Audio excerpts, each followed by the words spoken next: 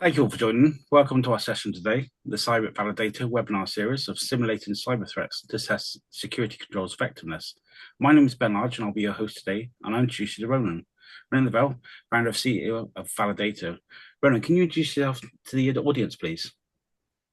Yep. Hi, Ben. Thank you. I'm Ronan Lavelle from Validato. Um, I'm the founder and CEO, and Validato is a cyber attack simulation platform that simulates the way that adversaries behave within Windows, Linux, and Mac environments. And the purpose of our simulations are to test the effectiveness of security controls. Perfect. And I'm here from Cybit. We help organizations with data and AI and keeping you secure across multiple businesses. So, our talking points, a few housekeeping rules today. This webinar has been recorded. A link will be provided to you in the next 24 hours. If you've got any questions, the Q&A button, and questions will be addressed at the end. Thank you. It's very important, Ben, obviously. So the first topic today, we have security controls. So are we safe right now? So most organizations heavily invested in layered security controls like EDR, SIEM, identity protection, configuration hardening. Yet all the breaches seem to occur in environments where businesses are fully compliant. Why is that, Ronan? Well, we've seen, almost record investment, I would say, in security tooling, not just in the UK, but all around the world. And yet, almost at historic highs of data breaches and ransomware attacks. So it's not that there isn't tooling out there. It's just that the threat landscape and the vulnerable state of organizations' environments are constantly in flux and changing. And security controls in general are quite complex. They need to be oiled, tweaked, modified, configured, correctly tuned.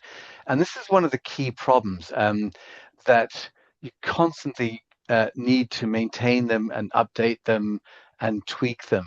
So this is one of the key things. And we've seen some fairly high profile incidents over the last year or so.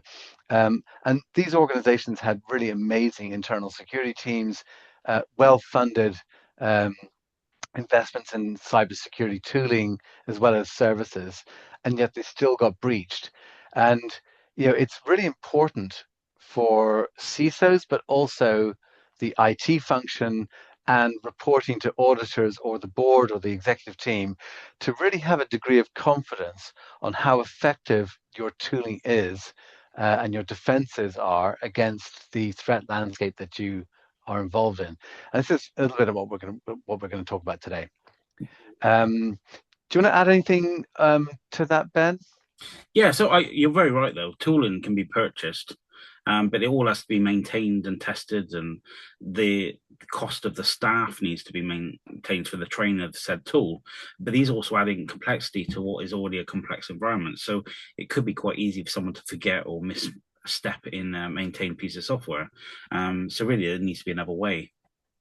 Yeah, absolutely. Which kind of brings us on, I think, to how that threat landscape is evolving. What does it look like in 2026? Yeah. Um, so I know you have some thoughts on this too, Ben. Yeah, so the threat landscape has always been an interesting one because it sort of it goes up and down depending on what's happened, even geopolitical reasons. I suppose from my career, I've seen passwords are really bad in the early days, but now it's a case of you can use AI essentially to attack systems. Strong passwords used to be the way, but now it's a whole host of other things that could be. Obviously, a lot of systems are still set to default. Antivirus, anti-spam just doesn't really cut the mustard these days. You really need to lock down and test the system to make sure that you're ensuring the business is kept safe, because it's not just it's a regulatory reason for a lot of people now, even with the fake AI and video phishing attacks that are being used to target people. These are all just to get onto the PC and then perform actions to compromise the device.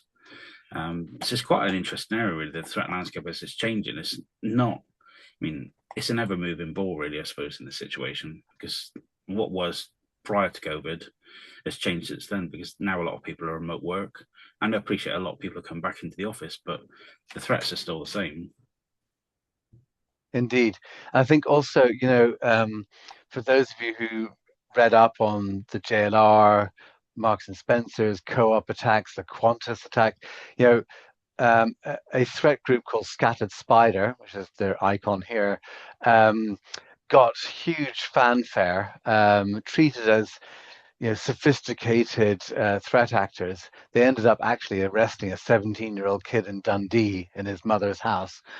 So sometimes the threat landscape isn't really what it appears on the outside, but also um, I think we've learned to really understand more in a more mature way how attacks happen. And it's rarely just one threat group. So Scattered Spider never really was just a group of hackers and people coming together. It was a collective of multiple groups, and even to the extent that in recent months, particularly with if you've been looking at the IT and security press in the last sort of 3 or 4 months, there have been some fairly major compromises of Salesforce.com's um, infrastructure and partner infrastructure. And the attribution to that attack was essentially what was Scattered Spider, but all the other groups coming together. So that Lapsus Group, Hunters, I think there's Shiny Hunters actually originally, and they call themselves, and this is because they have different specialists at different parts of that kill chain, from the beginning to the end. It's not one person or one group doing everything. We also saw, by the way, in January 2026, just at the end of last year, the very beginning of this year, some crazy attacks on the Polish renewable energy and electricity and utility infrastructure. Um, so very damaging attacks that started in the IT world and tried to get into the OT world. But um, when they investigated those incidents, there were actually multiple parallel incidents, but there were different groups targeting the same target, sometimes with or even without their own knowledge. So, two Russian state groups targeting one organization in Poland, and neither of them seemingly knowing that the other was in the account. So, one of the things that we very much talk about these days is it really valuable to talk about Scattered Spider or Scattered Lapsus Hunters or Berserk Bear or Sandworm or any of these fancy titles that threat researchers give to threat groups? What benefit does it give us? Because actually, what we're going to talk about today is a little bit about not so much who are they, but what are they doing inside your Windows and Linux environment? And are there things that you can do to better prepare yourself? So better detect, but also better prevent and stop a scattered lapsus hunters infringement on your environment. And I'd love to invite you, Ben, to a pint of beer or a bottle of beer in Greece on a beach. We're not really going to talk about beer today, and it's not really even a threat, but it is a definite risk to organizations. It's not the beer mythos, it is Anthropic's Claude mythos and the frontier AI models that have been trained to discover vulnerabilities in software environments. Um, and obviously, it's not just Claude Mythos. There's also other Anthropic models. There's Opus 4.7, which also is able to discover vulnerabilities. OpenAI, I think, have a solution they're shortly about to launch. Google Gemini have also spoken about their plans to launch frontier AI models specifically trained on cybersecurity use cases. So this is not so much at the moment, AI being used for adversarial purposes. This is very much positioned as we're going to discover vulnerabilities in lightning fast speed, but also the ability is there to chain vulnerability together and to compromise environments way, way faster than ever before. Um, and right now, Claude Mythos is kind of in shutdown mode. It was sort of released by mistake in the wild. It found thousands of vulnerabilities that were not previously discovered. Um, and Anthropic have created a collaborative research project with about 20 or 30 enterprise customers and technology vendors to kind of go through the list of vulnerabilities that are already found. And then sometime in the summertime, we expect it to commercially be launched on the market. And when that happens, I think the NCSC talk about a patch wave or a tsunami of vulnerabilities in 0 days. And I think this is essentially a clear and present threat to the way that you set up IT and security in your businesses. I think you're right though, because some of the parts of this are to do with the way bug bounties are paid as well. Because you think BSD was one of the ones that they found lots of vulnerabilities, but it would have been the case of that maybe because people weren't getting paid or it wasn't the interest. But it's also quite novel that they've used it as well from a Firefox perspective to actually look to patch the actual vulnerabilities that were discovered with the AI. So it's been used both sides, but you think an attacker will use it to find the flaws, but then a researcher might not focus on a product that is so obscure, or maybe they don't get paid on it because at the end of the day, it's going to cost them to buy the tokens. So there's a limited ROI on some of the products. So I do find that some of the software out there might be left with an awful lot of vulnerabilities in the future, which would have never been That's discovered. a really good point, actually.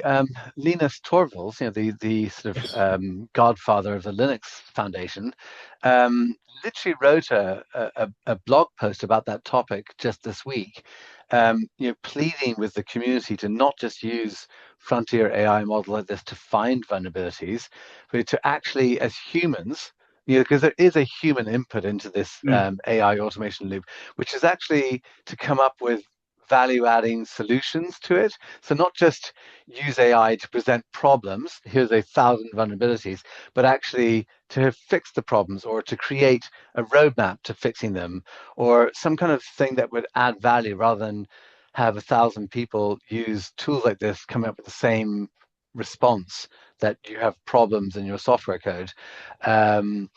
But actually, as humans, there is an input that we can do to do that. But I think as enterprise IT and security teams, um, I think this frontier AI model has just simply accelerated what kind of was already a problem, which was even in the old days, like last month type thing, when we scanned systems for vulnerabilities, um, we got a big to-do list of problems and jobs that we had to do. And when we patched and fixed those vulnerabilities, we might come back the next month or the next quarter and rescan, and we'd have another big list of issues. Um, mm, that's just going to accelerate, obviously, with AI frontier models, and equally with IOCs, so indicators of compromise, and the way that we detect threats. Um, they change all the time. So, when you have people like the UK government this week, by the way, so not like last month or last year, but this is from the CTO of the NCSC saying you need to prepare now because in July, Anthropic will release Claude Mythos and other models will be available also. And you need to prepare for what they say is a vulnerability patch wave. mm. The Americans call it tsunamis. They're a bit more, effusive with their language, but it's absolutely coming. The whole problem of vulnerability tracking and management and patching is just going to get more and more challenging. And then equally on the other side, you've got indicators of compromise, which a lot of security teams use to understand how threat actors' activity is like in their environment. And the problem with this, it's like looking at a crime scene, like a physical crime scene, right, and taking fingerprints and then hoping that the fingerprint of the adversary will be the same in a future crime. So when you're looking at your environment, you're kind of hoping that um, that the adversary looks and feels the same as it did last week or last month when it hit another company and the threat intelligence is gathered. The problem is that threat actors are very savvy these days. I mean, it might have been true a year or 2 or 5 years ago. These days, they change their IOC, so the IP addresses, the locations, the malware hashes, uh, on a very regular basis. And we've even seen a proof of concept with um, offensive use of AI, where they in theory, are able to discover vulnerabilities and then create a chaining of different vulnerabilities together to enable an exploit, but also create things like polymorphic custom malware. So Yeah. malware specifically designed for that target company. So never seen before type thing. So how on earth do you defend against that? Um, Yeah, it's very yeah, hard because, like you say, an IOC can be changed. It's a case of as samples do and are often changed when they attack. Well, one company will get one sample, another company will get another sample, and it's quite often the attackers will, like for example, if they were doing a website that had a piece of malware on it, sometimes the antivirus vendors can't get to the site because they present a different page to the IPs of the said vendor, so it can be a bit of yeah. a mouse game as well. But IOCs are essentially, like you say, a fingerprint.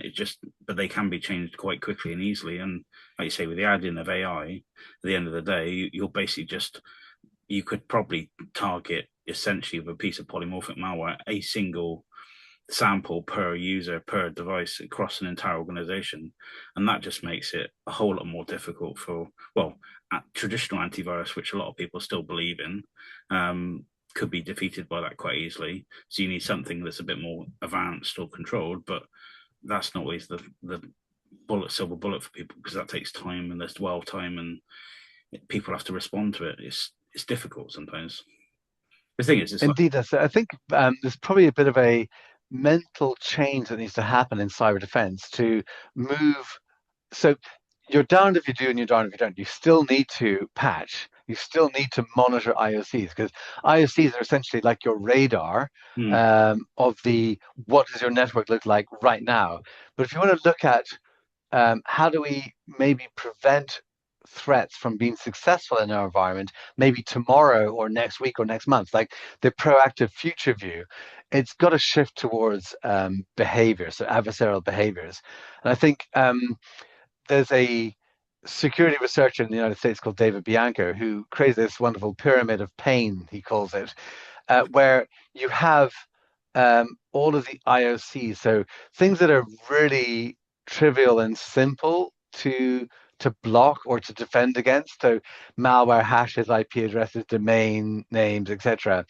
Um, and if you blacklist or block these, you'll do a good job, right? You'll stop them. But the problem is, it's also really easy for the adversary to regenerate them. So if you are the intended target and you block 10 IP addresses, they could absolutely come back tomorrow with 50 or 100 new IP addresses from different locations. So it's a bit of a whack-a-mole game, that IOC game, which is why they he very much recommends this sort of military term around tactics, techniques, and procedures. And in plain English, it's behaviors. It's not so much the tools that are used by adversaries, but what are they? What are the behaviors? What are they trying to do inside your Windows, Linux, and Mac environment? And can you do things to better detect that behavior and even to block it if necessary? So that's what we're going to talk about a little bit about now. yeah, you're right. So essentially, there are quite a lot of women up to the challenge, and that's quite an interesting one to, well, like you say, annoying. It's quite easy to block in some of those areas, but not everyone does. So it's Yeah, cat and mouse game, a lot of these things, because domain names get stood up, IP addresses get changed. Like you say, hash values are very easy to change, but it's quite I mean, TTPs are really the way where it's at, really. indeed. And so there is the good news is that there is already a globally adopted framework for looking at adversarial or offensive behavior. And it's a framework called ATT&CK by MITRE. So MITRE is a government funded but independent research organization from the United States. And the MITRE ATT&CK framework is essentially a mapping. It starts off almost like an academic project of observing thousands or tens of thousands of cyber incidents, and then people suddenly realizing that there were many commonalities between one incident and another. They weren't actually unique. Even if you have different threat actors, the different threat actors were displaying the same behaviors at different stages of the attack lifecycle. And the attack matrix is a really beautiful project that helps you to understand how attackers do what they do.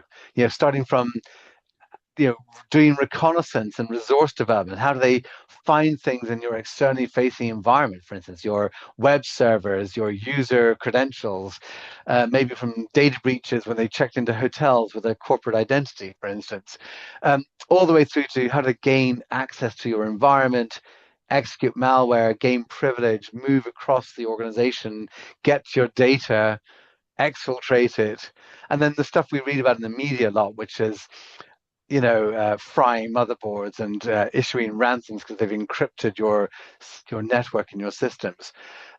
What is super interesting is that a lot of these blue worded phrases here, if you like, they're called, so the tactical phases are what the columns are, and then the attack techniques and sub-techniques are essentially the behaviors that threat actors use.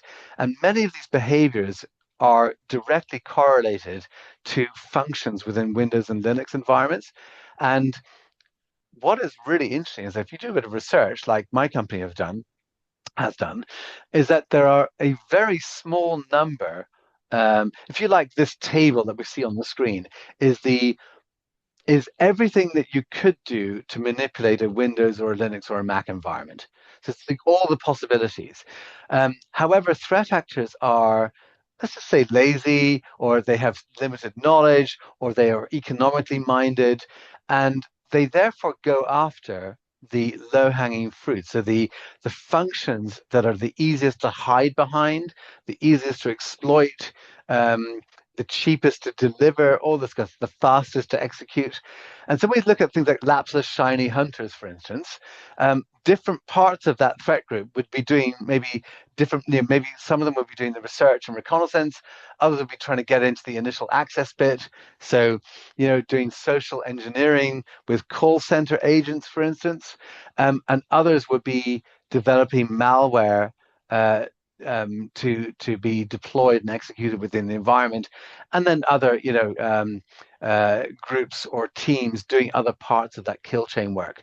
But the really really interesting thing is that it's a tiny subset. Like it's almost like the whole Pareto 80-20 thing. Like 80% of attacks um, use 20% of these MITRE attack techniques.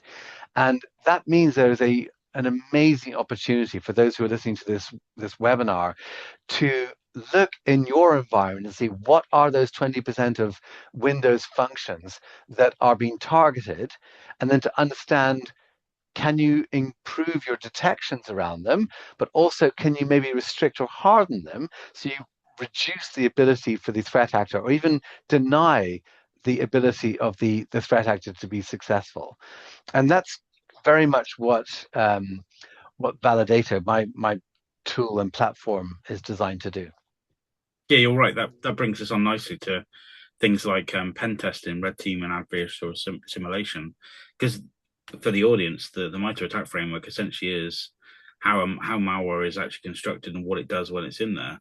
So for people that have never ripped malware apart, those are how the attackers get inside your environment and do the real damage. If you can block or stop one layer, you could end the attack at that point. Okay, the attackers might try another method, but the idea is to block as many of those MITRE attack points as you can in your environment by various methods, or at least limit and control them. And then you can actually stop the attackers from getting into your environment and causing damage. Absolutely right. And the last section of this presentation here is called testing for operational resilience, and we choose that language really specifically because um, the proposed, at least in the King's speech last week, proposed legislation that will be presented to Parliament, or it's already gone through a few rounds already, called the UK Cybersecurity and Resilience Act, is really the UK's response to some of the EU regulations around how do you demonstrate operational resilience to digital and cyber threats. So can a digital disruption take down the operations of your business? And if you're in a critical industry, which is now in Europe defined as 15 industries, not just sort of government and defense and telcos, it's now 15 different industries. I think equally in the UK, it's very widely defined in the new legislation. Um, there, there's going to be this onus to force companies to demonstrate that they are operation resilient. They test their defenses on a regular basis. They are able to detect and fend off attacks, but equally they're also able to recover from incidents if they do get hit. I don't know if you want to say anything about that, Yeah, Ben. that's right. Because obviously, it's everyone will do people will do pen tests, they do red teaming, but I mean pen tests at the end of the day are only just a point in time. It's a compliance driven exercise. You've got a red team essentially with simulate attacks, and sometimes they might use some of the MITRE attack frameworks, but really from an adversarial point of view you need to start thinking a bit more differently to say, well, what actually is an attacker going to do when they're in there, and then say how would you fare. Because I think a lot of people will struggle with this because they say a pen test is a tick box. Red team, they get people in. It depends on the pen testers or red teamers. You might cover some things, or the scope will be so large it will cost you a fortune, and you need very specific testers to do so. But to actually adversarial simulate, you could really find out what an attacker could do if they actually landed in your estate. Because I suppose it brings us on to a nice segue of the practical application of Validato, really, because MITRE attack is the fundamental part of your product, really, isn't it? It's how it actually gets there and how an attack actually occurs, and it's the testing of it. Yeah. So I think you know, we're going to see some huge changes in the next 12 months in the offensive security space. And it's going to be driven by AI and massive scale automation. So if up until now you've run a program where you scan vulnerabilities, you have a to-do list, you fix them, and you maybe get in a penetration testing organization to come in and make sure that your boat is watertight after that. Um, Almost as soon as that test is completed, the results are going to be invalid or Yeah, just irrelevant because the environment is just going to change so quickly that that whole manual way of doing things previously is going to be very challenging. So there's absolutely a requirement to have a continuous view, just like people do on their external attack surface. They need to have that on their internal attack surface as well. So it's a well understood requirement when you're looking at your web servers and your external assets that you should monitor those in real time. Um, Many organizations need to get there on the internal side too, but MITRE do also help us a little bit here because um, they they have this attack. Let's just call it a kill chain. It's a mapping of where attacks start and where they end. And they go through different tactical phases. Each attack goes through this very similar process. They gain initial access into the environment, they execute malware, they try and stay there and try and hide and turn stuff off, turn your defenses off and so on. Um, they maybe try and segue into other identities and parts of your network. But really, if they get past this lateral movement zone, MITRE calls this they're getting into the impact zone. It's almost like you've lost control to the adversary. But what they say is there are many opportunities to block or to deny the threat actor from being successful.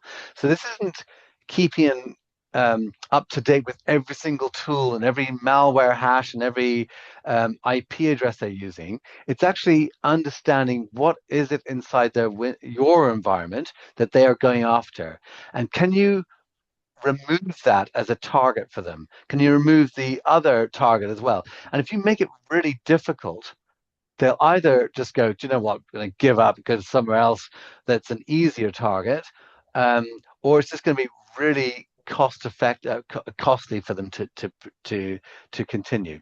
So if it's okay, I'm going to just stop sharing my screen for 1 second, and I'm going to reshare um, this screen. So we did promise you a live attack simulation. So we're going to basically walk you through some of that. So um, in this session, we've spoken about vulnerabilities, IOCs, testing operational resilience against threats. And ultimately, this kind of tool that we're showing you here gives you a view of your internal risk posture, if you like, your acceptable level of detection and protection risk. So when we're looking at resilience or operational resilience, um, we measure that in your ability to detect threats and your ability to protect the business from those threats. Um, and you can see in my environment here, which is the sandbox, I'm probably quite comfortable with this sort of baseline of detection and protection. And I might see some spikes or some troughs. And if there's some troughs, maybe something has changed or happened. Like we opened up an RDP port for a contractor over the weekend and we forgot to close it on Monday morning or something. And that's a clear danger to our environment. So um, in the Validato environment, we've completely democratized what Ben was talking about earlier around particularly that red team use case. So how do you emulate or simulate the end-to-end life cycle of a threat? So it is up until now, that has been a very costly, very time-consuming, and quite disruptive process. It takes 6 to 8 weeks to arrange a red team test. The scope may actually also still be quite limited, but we can do some things in this platform that are much more creative. So, for instance, um, if you remember when we looked at that MITRE attack mapping, I said there were 20% of the attack techniques that threat actors are going after. 80% of threat actors are going after. So our platform here has many, many different out-of-the-box threat scenarios. I can simulate government advisories and threat intelligence, say something like a Kira ransomware here, or I can also look at, say, the top 30, what they call forever MITRE attack techniques. So this is essentially security researchers who have understood that out of hundreds, if not thousands, of cyber incidents, these 30 attack techniques are the 30 that you need to focus on right now. And just imagine going back into your vulnerability and patch management world and your IOC detection world at how many hundreds of vulnerabilities and maybe thousands of IOCs that your teams need to constantly keep on top of. So when we say there are 30 things, um, we're going to call out, we're going to run a simulation essentially of how do threat actors manipulate these things. And you can already see that some of these are things that are standard Windows functions, like scheduled task, for instance, and PowerShell and Windows Command Shell. Um, but what we're going to do here is we're going to test these functions and see could a threat actor find them, and did you detect that, and did you block and stop it? But we're also going to overlay on top of those questions different levels of user privilege. So if I simulated this, say, with Ben's profile within Cybit as an organization, I dare say maybe Ben's got quite high levels of technical privilege. And so therefore, or say Ben worked in IT or the infrastructure group or something, we might not want to restrict functions like PowerShell or scheduled task, because those are very useful automation functions within Windows that you can use to run updates and automated processes. There are, however, other business users, say marketing, HR, finance, whoever, um, that may or may not need those. So we're going to call those out in the platform. So in Validato, um, we don't need to know anything about offensive security. All I need to do is click on Run Scenario. I'm going to select my Windows 11 environment. And as I mentioned, we can run this with different levels of privilege, or different personas. So I'm actually going to run this as a finance, say, accounts payable user. Um, so you might imagine this might be, say, somebody in accounts payable who receives lots of invoices, unsolicited emails from suppliers saying, please pay my invoice. And I just need to click on Run Scenario.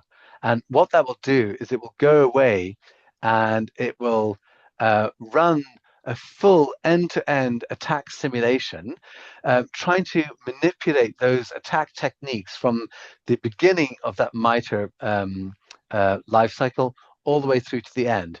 And in an hour or 2 hours, you'll see the results. So I'm just going to stop that for a second. It seems to have hung, but the results, like all good cooking shows, come back and they will look something like. Let's just do that top 30 we just had a little look at before. This is a list of um, different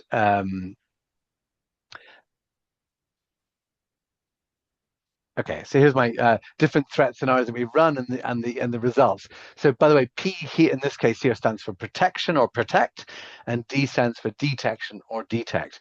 So I can see here that this red canary top 30 forever techniques, so the one that we were just looking at, in these simulations, so we've got different profiles. You see there's a finance user and there's a shipping or logistics user. So we can see, say, maybe in the warehouse or logistics function, we've got really good detections, they're quite consistent detections, and really good protection. Maybe because these are, um, they don't need to be very high technical privilege users, if you like. Whereas maybe in our finance function, we needed to not block so much, not protect, if you like. So let's just jump into that finance result because that's the one that we simulated.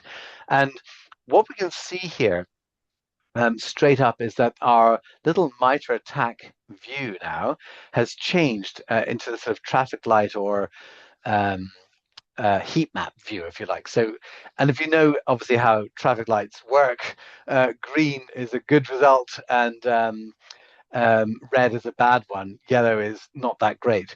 And we can see this now from a protection perspective. So this is the top, actually, sorry, this is top 20 rather than top 30, but still the same concept. So the most exploited 20 MITRE attack techniques. And we can see that we didn't really block and stop exploitation of scheduled task, PowerShell, and Windows Command Shell. And we didn't obfuscate. And we can go all the way to the right-hand side here and see other technique results as well. We can also see this from a detection perspective. And we have a job to do to become better at detection, right? And some of this is about log data fidelity. Is the right log data ending up in the seam so you can create alerts? Um, and in the Validato platform, what we're trying to do is to implement what MITRE was saying in that that impact zone graphic we showed a few minutes ago. If you could have a major impact on your defensive capability if you just turned these four tactical phases here green. Don't worry about anything on the right-hand side here. That you can come to that later if you're more mature. But you can massively disrupt threat actor behaviors if you went and say clicked on PowerShell, and inside here we have some results. But if you scroll down on the protection tab here, by the way, we provide all of the information that your teams need to implement a hardening or a restriction of that PowerShell function. So you can create policies, if you like, that restrict PowerShell. You're right. This all fundamentally boils down to Prince release protection, doesn't it? Really, because what you're showing Absolutely. the audience there is essentially you shouldn't have PowerShell for standard users. Do they need task scheduling? But what Ronan's showing there is how to actually mitigate for the people on the call that actually don't know how to mitigate or don't have the resources. You can pass the information on to your technical people and go block this for these people. There will be people in your business units that have different roles. And as Ronan mentioned, my permissions are different to some people, but I asked the team to actually do permissions for the admin task for me. So I actually had very low level permissions actually for my role because I'm deemed as a risk because of my role. But it's good though, isn't it? And it's a very good point. This is a technical tool to help you to manage the technical side of least privilege, the principle of least privilege. Because actually, what we're really calling out here is that um, zero trust and least privilege have been known for 10, 15 years. They're awesome principles. And in fact, in an AI dominated world, zero trust is literally one of the very recommended implementation strategies on the identity side to reduce that attack surface, the ability to be exploited within the business. But I think up until now, least privilege is applied to things like documents, data, LLM access, SharePoint folders, files, documents, etc. And not so much when we deploy Windows to sales, marketing, finance, back office functions. Do they have access to scheduled task and PowerShell and Windows Command Shell? And actually, do they need that? As part of their jobs? Because what we're showing you here is that the most exploited techniques by cyber adversaries are these things here that 80 to 90% of your business users don't need to do their job with. So if you would, as Ben said, if you had a bit of a risk assessment by, doesn't have to be by micro definitions of roles, but start with the macro definitions, standard users, privileged, medium, high privileged technical users, who, if you were to reduce or restrict this function, would there be an ability for the people who, say, would be in this finance role, could they do their job? And if they could restrict it. If they can't do it, there's a suppression function within the platform here. So you can say, we suppress the finding, and for the auditors, this is the reason why, but maybe we want to make sure our detections are completely optimized. So it's not acceptable to have a yellow detection result on something you've suppressed. That definitely needs to be green, particularly the ones like PowerShell that are sort of living off the land type functions. They look very normal, but we can then help you to better detect.